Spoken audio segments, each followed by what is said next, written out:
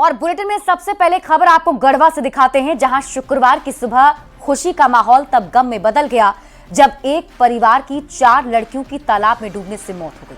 हादसे के बाद हरैया गांव में हाहाकार मच गया है। परिजनों ने लड़कियों को अस्पताल में भर्ती कराया, लेकिन तमाम कोशिशों के बाद भी जान नहीं बचाई जा सकी। कैसे एक हादसे ने पूरे परिवार की खुशियां छीन ली, ये रिपोर्ट देखिए। शुक्रवार की सुबह एक ऐसा हादसा हुआ जिसने हंसते खेलते परिवार की खुशियां छीन ली। घटना गढ़वा के हरैया गांव की है, जहां तालाब में डूबने से 4 लड़कियों की मौत हो गई। मृतकों में 2 लड़कियां लाडो सिंह और अंकिता सिंह हरैया गांव की ही रहने वाली हैं, जबकि मीठी सिंह और रोमा सिंह पलामू से आई थी। मीठी और रोमा छठी के कार्यक्रम के लिए अपने रिश्तेदार के घर आई थीं और शुक्रवार सुबह चारों लड़कियां और मीठी का भाई मिलकर तालाब स्नान के लिए गए थे। तभी एक एक कर चारों लड़कियां गहरे पानी में डूबने लगीं। मीठी का भाई जैसे तैसे बाहर निकलकर घर पहुंचा और परिजनों को सूचना दी, लेकिन जब तक मदद पहुंचती तब तक देर हो चुकी थी।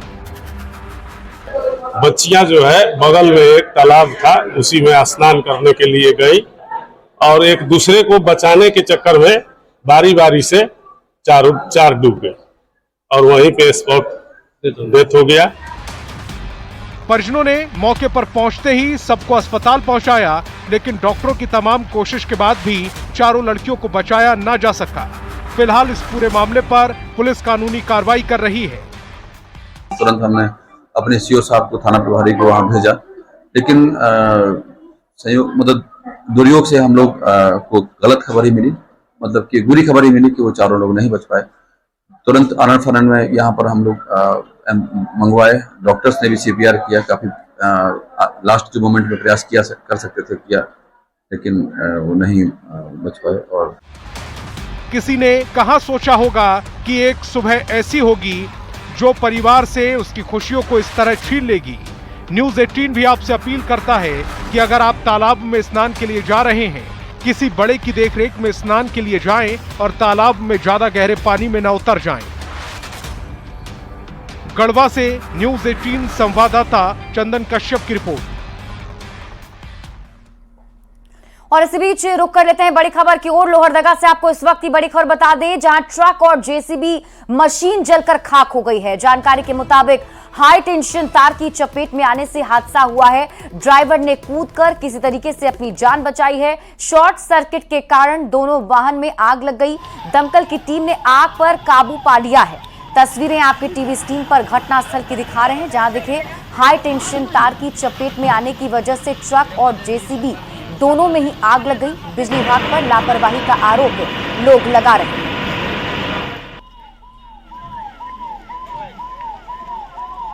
पूरी बिजली विभाग की लापरवाही है और ये बक्सी डिब्बा घटना नहीं है। आप लगभग जगह लोहरदगा क्षेत्र में देखिएगा कि अपनी जो बिजली तार है वो नीचे रहता है। अब बड़ी बड़ी गाड़ियाँ आती है जो बिजली तो तार से सटती है और यहाँ पर उसी चलते यहाँ पर आग लगी है। खैर मनाइए कि यहाँ पर किसी के जान माल की क्षति नहीं हुई, तो किसी की जान चली जाती है।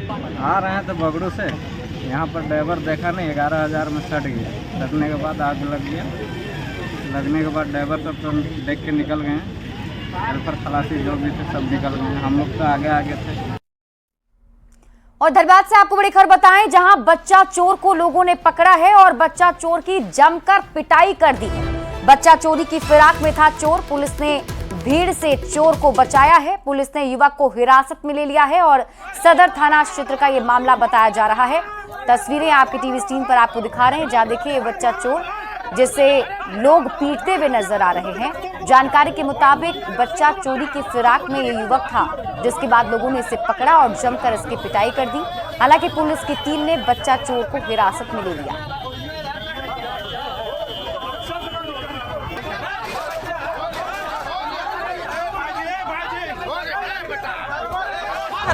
गाड़ी से बाहर ही खड़ा था, उसके पीछे ये लड़का है तो सब उसकी दादी बैठी है पीछे, उनको लगा नॉर्मल बात है कोई होगा। बच्चा मेरा उसको देख के फट से गाड़ी में बैठ गया अंदर। गाड़ी में बच्चा बैठा, ये लड़का इधर से जाके घूम के उस तरफ ड्राइवर सीट पे आके बैठ के हैंड पे उतार के मेरा गाड़ी चलाने का तैयार। सास मेरी मारना शुरू कर दी उसको। देवर भी सुने किसको डांट रही है, वो भी दौड़ के आए भगाए। इसका पीछे हुआ रहा था, कुछ किया नहीं, पीछे आ रहा था। तब तक बच्चा आके बैठ गया, तो उधर से घूम करके आके उसको बैठ के और गाड़ी बैठ के अच्छे किया, उतने किया खाली और कुछ नहीं किया उतने। लेके भाग रहा था क्या? अब क्या करेगा वही पता नहीं था, बाकी आके बैठा ये ऐसे किया, खाली ऐसे ही किया। अच्छा, फिर आप चिल्लाए हैं? हमें भागा मार चल मुँह फट भाग। जमशेदपुर से बड़ी खबर आपको बताते हैं। डोभो डैम में नहा रहे 4 युवक डूब गए हैं। 2 युवक की डूबने से मौत की खबर मिल रही है। 2 युवक को लोगों ने किसी तरीके से बचा लिया है। टीएमएच दोनों युवक लाए गए हैं। बड़ी खबर आपको जमशेदपुर से बता रहे हैं, जहां बताया जा रहा है कि 4 युवक डोभो डैम में नहाने के लिए गए थे। 2 युवक की डूबने से मौत हो गई है। 2 युवक को लोगों ने बचाया है। टीएमएच में सभी को भर्ती कराया गया है। आशीष और अमरजीत की मौत की खबर मिल रही है। चांडिल के कपाली टीओपी की घटना बताई जा रही है। तो बड़ी खबर आपको जमशेदपुर से बता रहे हैं, जहां डोभो डैम में 4 युवक नहाने के लिए गए थे और हादसे का शिकार हो गए हैं। जानकारी के मुताबिक 2 युवक की डूबने से मौके पर ही मौत हो गई, जबकि 2 युवक को किसी तरीके से लोगों ने बचाया है और उसे अस्पताल में भर्ती कराया है।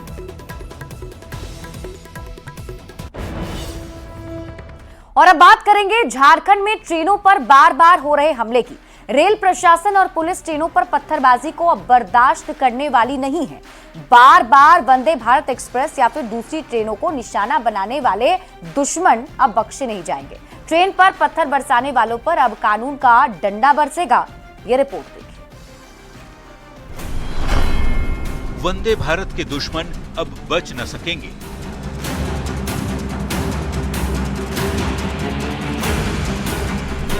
ट्रेन पर नफरती पत्थर, अब पुलिस लेगी टक्कर।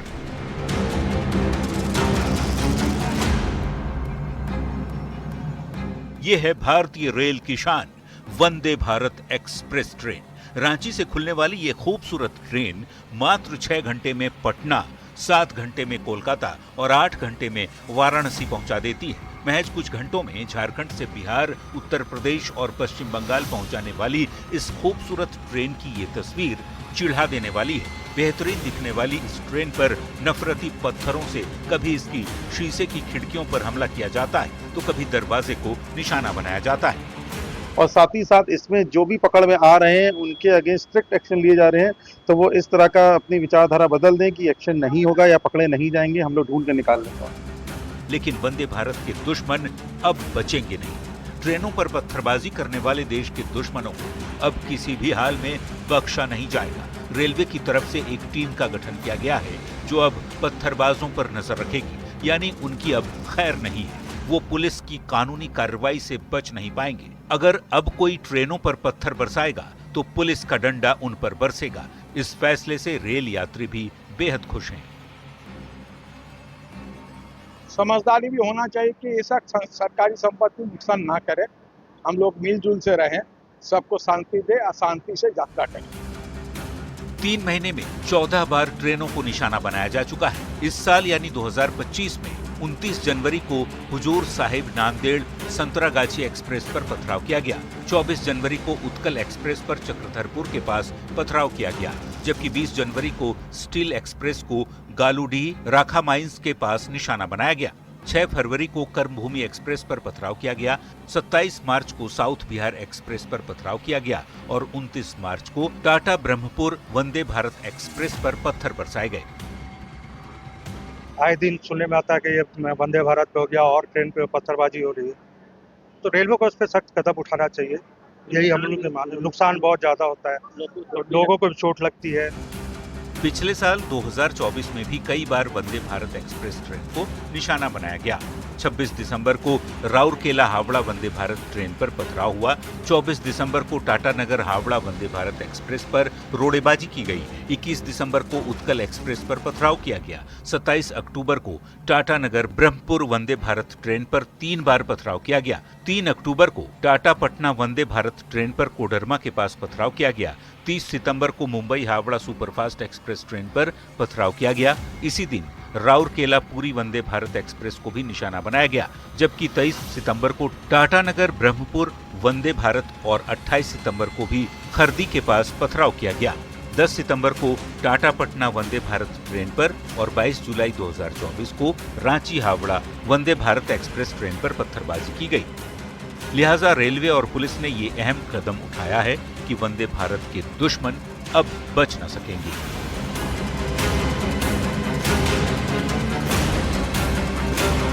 मगर अब देखना ये है कि इस कानून के बाद क्या इस तरह की घटनाओं पर लगाम लग पाता है या इसी तरह यात्रियों को परेशानी का सामना करना पड़ेगा। न्यूज़ 18 के लिए जमशेदपुर से आशीष कुमार तिवारी। और अब रुक कर लेते हैं अगली खबर की ओर। सरायकेला के चांडिल और ईचागढ़ इलाके में इन दिनों हाथी से लोग दहशत में जी रहे हैं। जंगली हाथियों का एक बड़ा झुंड है जो रेलवे ट्रैक के पास पहुंच गया है। रेलवे पटरी के आसपास ही हाथी डेरा जमाए बैठे हुए हैं। कोई बड़ी अनहोनी ना हो इसलिए वन विभाग ने रेलवे से इस रूट पर धीमी गति से ट्रेन चलाने की अपील की है। आप ये रिपोर्ट देखिए।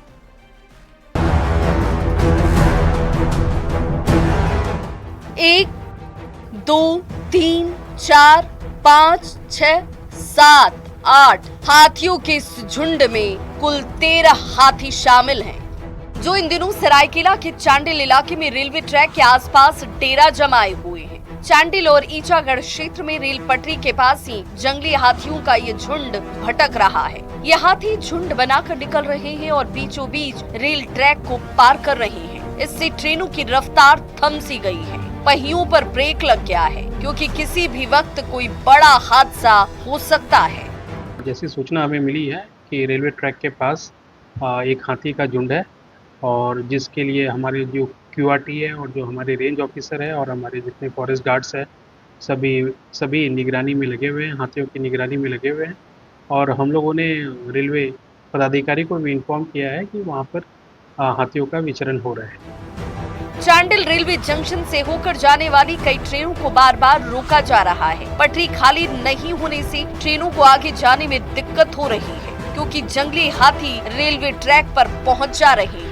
रेल यात्री और हाथियों की सुरक्षा को देखते हुए काफी सावधानी बरती जा रही है। इस रूट पर चलने वाली ट्रेनों को भी धीमी गति से चलाने के लिए कहा गया है। वन विभाग ने रेलवे को पत्र लिखकर आगाह भी किया क्योंकि 13 हाथियों के झुंड में कई छोटे छोटे बच्चे भी शामिल हैं। करने के लिए हमारे पास 50 से ज्यादा क्विक रिस्पांस टीम के मेंबर्स है और जब भी ऐसी कोई सूचना मिलती है कि हाथी कहीं गांव में प्रवेश किया है तो हमारी QRT की जो टीम है वो वहां जा कर के हाथियों को जंगलों में फिर दोबारा भेज देती है। चांडिल और बहराकूड़ा चाकुलिया से निकलने वाले इन हाथियों को वापस जंगल में भेजने की कोशिश की जा रही है। वन विभाग ने 100 से ज्यादा टीमों को मैदान में उतारा है। तेज रफ्तार से चलने वाली ट्रेनों की चपेट में कोई हाथी न आ जाए, किसी हाथी की जान न चली जाए, इसीलिए आम लोगों से भी मदद ली जा रही है। रेलवे ट्रैक या इसके आसपास कोई हाथी दिखने पर इसकी सूचना तुरंत वन विभाग को देने की अपील की गई है। देखना होगा कि वन विभाग की टीम इन हाथियों को वापस जंगल में भेजने में कब तक कामयाब हो पाती है। सरायकेला संवाददाता आशीष तिवारी के साथ ब्यूरो रिपोर्ट न्यूज़ 18। बढ़ेंगे आगे। हजारीबाग में बाबा बंशीधर मंदिर से भगवान की मूर्ति चोरी कर ली गई। चोर समय रहते पकड़ लिया गया और मूर्ति भी बरामद हो गई, लेकिन कानूनी कार्रवाई के पचड़े में लड्डू गोपाल अभी भी लॉकअप में पड़े हुए हैं। चोरी की घटना से लोग नाराज हैं और जल्द ही बाल गोपाल को भी पुलिस की कैद से आजाद करने की मांग कर रहे हैं। पूरी खबर जानिए इस रिपोर्ट। लॉकअप में भगवान, लड्डू गोपाल को किसने किया कैद? जमानत के इंतजार में बाल गोपाल। जी हां, मंदिरों के शहर के नाम से जिस हजारीबाग के इचाक की पहचान है, जिस इचाक में बाबा बंशीधर का प्रसिद्ध मंदिर है, वहां लड्डू गोपाल की चोरी हो गई। लड्डू गोपाल भी सुरक्षित नहीं रहे। 250 साल पुरानी अष्टधातु की लड्डू गोपाल की मूर्ति को बीती रात चोरों ने चोरी करने का प्रयास किया। हालांकि स्थानीय लोगों ने वक्त रहते चोर को पकड़ा और पुलिस के हवाले किया। चोर पुलिस की गिरफ्त में है और भगवान पुलिस के लॉकअप में। लोगों का कहना है कि जल्द ही कानूनी प्रक्रिया को पूरा करके भगवान को मंदिर में एक बार फिर से स्थापित किया जाए। हाँ, ऊपर कर लिया ना, पूजा कर लिए, बोर्ड लगा लिए, कोई ना, हम अकेले वो मंदिर में गोड़ लगने के ख्याल से घुसा था और वही मूर्ति वहाँ से उठा के ले गया। ये अष्ट धातु का मूर्ति था और बहुत पुराना मूर्ति भी है। रस्सियों से बंधा यही वो चोर है जिसे मंदिर में भगवान की मूर्ति की चोरी करते हुए लोगों ने पकड़ा है। लड्डू गोपाल की मूर्ति को चुराने वाले की पहचान गिरही गांव के निवासी सिकंदर साव के तौर पर हुई। घटना का खुलासा तब हुआ जब मंदिर के पुजारी सुबह मंदिर में पूजा करने पहुंचे। भगवान की मूर्ति सिंहासन से गायब देखी, शोर मचाया और चोर को स्थानीय लोगों ने वक्त रहते पकड़ लिया। भगवान तो अभी थाने में भी कैद हैं, अब उनका कोई जमानत करावे तो ना। अब वो तो भगवान कब तक आएंगे अपना स्थान? एकदम पूर्ण हम लोग को विश्वास है कि भगवान तो बहुत जल्दी से जल्दी अपना स्थान ग्रहण कर लेंगे। पंडित जी जो है सो आए पूजा करने के लिए और पूजा वूजा करने के बाद जो है सो साफ सफाई कर रहे थे, उसी के बीच में ये अंदर घुसा और घुसने के बाद जो है सो मूर्ति लेकर के बाहर निकला। उसी के बीच में जो है सो यहाँ की जनता ने उसको पकड़ लिया। हालांकि चाक थाना प्रभारी ने कहा कि आरोपी से पूछताछ में आरोपी ने अपना जुर्म कबूल कर लिया है। कानूनी कार्रवाई जारी है और उसे जेल भेजा गया है। आगे की तफ्तीश की जा रही है। चोर को गांव वालों ने, ग्रामीणों ने पकड़ा है मंदिर से मूर्ति चोरी करने के आरोप में, तो तुरंत गश्ती गाड़ी को वहां पे भेजा गया। उसके बाद उस पे सीजर बनाया गया और एफआईआर करके उस आदमी को न्यायिक हिरासत में भेजा गया है। अभी अष्टधातु की जो प्रतिमा की चोरी हुई उसके बाद स्थानीय लोगों ने तत्परता दिखाई और उसे जो है उस चोर को पकड़कर पुलिस के हवाले कर दिया है। सुशांत सोनी, न्यूज़ 18, हजारीबाग। और यहाँ रुकने एक छोटे से ब्रेक के लिए जल्द लौटते हैं वापस।